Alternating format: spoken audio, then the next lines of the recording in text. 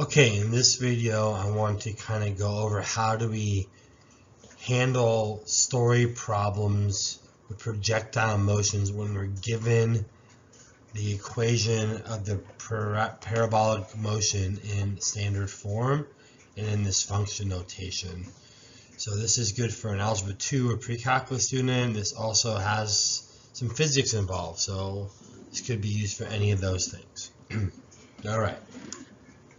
So the scenario first is given is that a soccer ball is kicked from ground level and its height, h of t in feet at any time t, in seconds is given by the equation h of t equals negative 16t squared plus 48t. Three questions. So question one, what is the maximum height of the ball?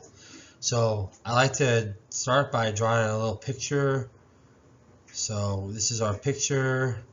It says that the height is kicked from ground level.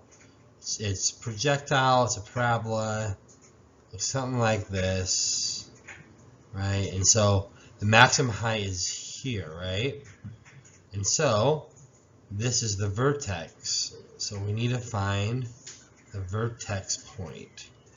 So we have a couple ways of doing that, but the easiest way is to use our negative b over 2a trick. So the x-coordinate, or how we feel a view of vertex, is hk. To find h, we're going to go negative b over 2a. So in this case, b is 48, so we can go negative 48 over negative 16, sorry, not negative 16, 2 times negative 16. So feel free to put this in a calculator. Negative 48 divided by 2 times negative 16. So that's going to give me 3/2 or 1.5. So my vertex is going to have an x-coordinate of 1.5. And to find k is just, in this case, h of k. So we're going to plug that value back in. We're going to find h of 1.5. So we're going to just go, negative 16 times 1.5 squared plus 48 times 1.5. And we'll see what that equals. So again, feel free to plug this in your calculator.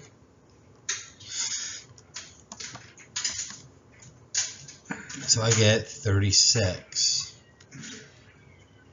And so in our problem, the y-axis is the height of the projectile, and this is time. And so in our answer, 36 is the maximum height. So our answer is 36 feet for number 1. For problem 2, how long does it take the ball to reach its maximum height? Well, again, time is x, so the vertex's x-coordinate should be the time. So it's 1.5 seconds because we already found that value up here when we found the h value of the vertex. Okay, the third question asks, how long does it take for the soccer ball to reach the ground? Well, in this case, we want to know when does h of t equal 0. So we're going to take h of t, which is this, and we're going to set it equal to 0. Now, since we have two terms in the left-hand side, we don't have any c value, we often want to use GCF factoring to solve this. So 48 and 16 are both divisible by 16, but we want to pull out a negative 16 since the leading coefficient is negative, and they both have a t involved. So then we're going to get, t, and then what do you multiply negative 16 by to get 48? Well, that's negative 3. Then zero product property says we set each of these equal to 0. We solve. So this one, t is 0 and t is 3. Well, t is 0, that's the start, right? So when t is 0, that's when we're starting. So that doesn't make sense. That's where we kick the ball from. And so this is our answer here. So that's time in seconds. So in 3 seconds after the ball is kicked, the ball will then reach the ground. So that's pretty nice problem. Let's do another example because we don't always start with things on the ground. So here's the next example, problem 2. A firework is launched from a platform 20 feet above the ground, and its height, h of t in feet, and at any time t in seconds, is given by a new equation. So in this case, h of t is negative 16t squared plus 64t plus 20. So again, let's kind of visualize what's going on here. Again, this is time, and this is the height, again, of the firework. So up here, somewhere, that's 20. So this is going to start here, it's going to go up. Whoops, that's pretty bad. Let's try that again. So it's going to go up, and then it's going to go down, down, down, down, down, like that. So again, the highest point is still up here at its vertex. So for problem 1, maximum height, that's always a vertex. And for the maximum height, right, maximum height is always the k value of the vertex. We're going to find that first. And again, we're going to find the entire vertex by doing, again, we're going to find the h value by taking the opposite of b, negative 64 in this case, and dividing it by 2 times a. So we're going to do that again. Again, use a calculator. Negative 64 divided by 2 times negative 16 gives me 2.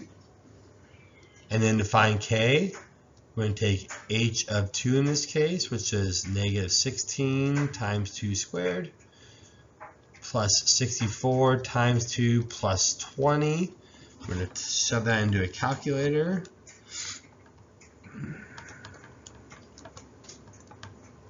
And I get 84. So if I go up here to my vertex point is the point, h is 2, k is 84.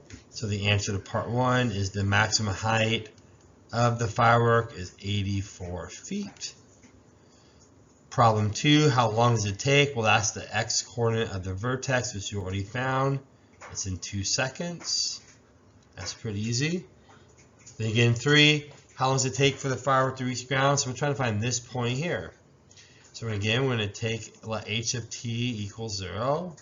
So we're going to take h of t, we're going to set it equal to 0.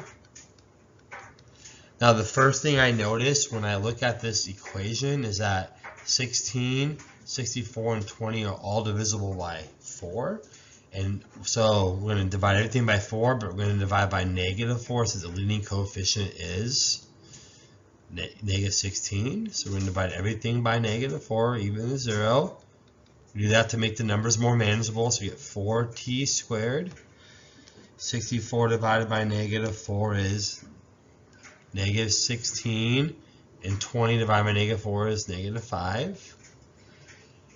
Now, since that's in standard form, and like the first problem, this has a c value, we're going to either factor it or we're going to use the quadratic formula. So this factors, we want to think of 2 numbers that add to give me negative 16 and multiply to give me negative 20. I can't think of anything that does that, so I'm going to use the quadratic formula.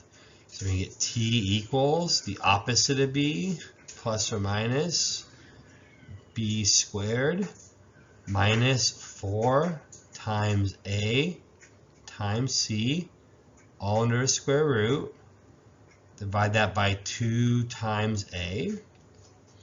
We're going to simplify, so 16 plus or minus. So I'm going to take negative 16 squared minus 4 times negative 5. That gives me 336 over 8. Now, can I reduce the square root of 336? Well, yes, that's going to be 16 plus or minus 4 root 21 over 8. And 16, 4, and 8 are all divisible by 4, so let's divide them all by 4.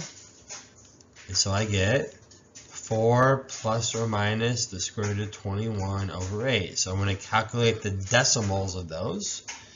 I always like to do subtraction 1 first. So I'm going to get 4 minus the square root of 21 over, sorry, it's not 8 anymore, it's 2. So let me delete the 8 there and get 2. And so I get, one answer is negative 0.2913. And then the other one is when I add them together. So instead of subtracting, we add. And I get 4.2913. And so since I start at time is 0, a negative time doesn't make sense. So we cross it out. And so my answer is at about 4.293 seconds. So I want to review quickly how we deal with parabolas from projectiles when we're given the equations to that based on velocity in that projectile motion form you see often in the physics course.